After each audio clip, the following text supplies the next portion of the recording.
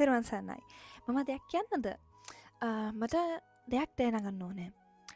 ඔයා බොන්න ඇයි? හැදුව මොකක්ද?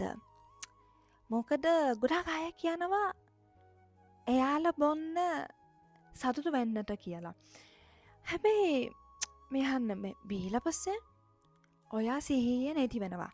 ඊට පස්සේ මිනිස්සු නැක් කරන්නු වෙනවා. ඊට පස්සේ ඔයාගේ ජීවිතය අනරක්ෂිත වෙනවා. ගිහි ජීවිතේ බොන්න නැතුව තමයි සතුටු වෙන්න පුළුවන්. සීගලවාද සූත්‍රයේදී බුදුරජාණන් වහන්සේ දේශනා කළා. ඔයාගේ සැබෑ මිතුරන් ඔයාගේ නාරක කාලයේදී උදව් කරන අය. ඔයාත් එක්ක බොන්න අය ඔයාගේ සැබෑ මිතුරන් නෙවෙයි කියලා. යාළුවෝ එක්ක බොන්න නැතුව සතුටු වෙන්න පුළුවන්.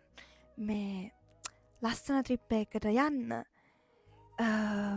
ඔයාගේ යාළුවෝ එක්ක පන්සලට යන්න, පින රැස් කරගන්න, රසවත් තේ බොන්න. ඒක පොඩි ඇක්ටිවිටිස් ලස්සන කුසලවත් ඇක්ටිවිටිස් කරන්න පුළුවන්. ඒකෙන් සතුටු වෙන්න පුළුවන්. බොන්න නැතුව, අපේ අංගට රිද්දන්න නැතුව. බුදුරජාණන් වහන්සේ අපිට දේශනා කළා බොන්න එපා කියලා. මේක ඇයි? උන්වහන්සේ අපිට බොන්න එපා කිව්ව ඒක අපිට දඬුවම් කරන්න නෙවෙයි. උන්වහන්සේ එහෙම කිව්ව අපිට ආරක්ෂාව කරන්න.